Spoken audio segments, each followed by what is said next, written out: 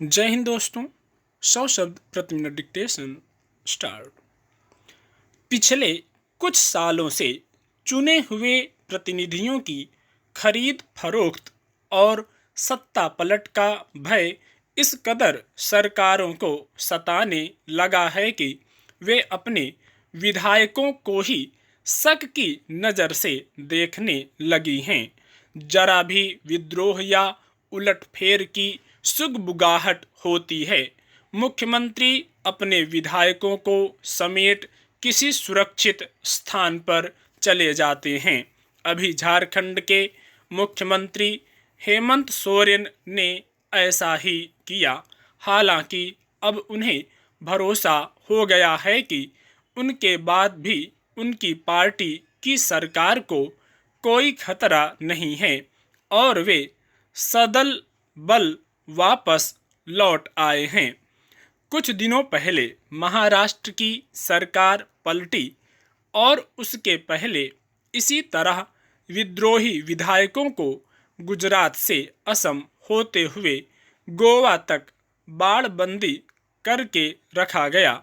मध्य प्रदेश में सरकार पलटने से पहले विद्रोही गुट के विधायकों को इसी तरह हरियाणा में घेर कर रखा गया।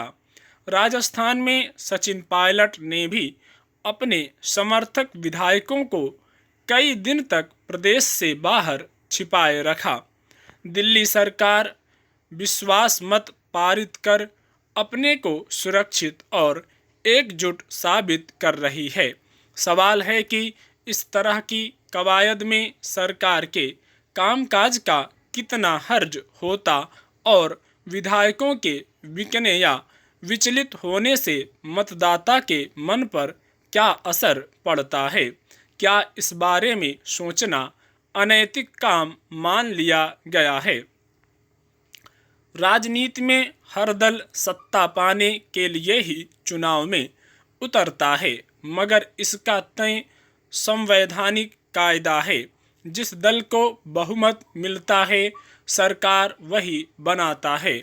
बहुमत का अर्थ है कि लोगों ने उस पार्टी पर विश्वास जताया कि वह उसके हितों के लिए काम करेगी। मगर कई बार पदों के बंटवारे आदि को लेकर बहुमत प्राप्त दल में फूट पड़ जाती है और असंतुष्ट विधायक किसी और दल के साथ मिलकर अपना स्वार्थ साधने निकल पड़ते हैं, पर उसके लिए भी नियम कायदे हैं।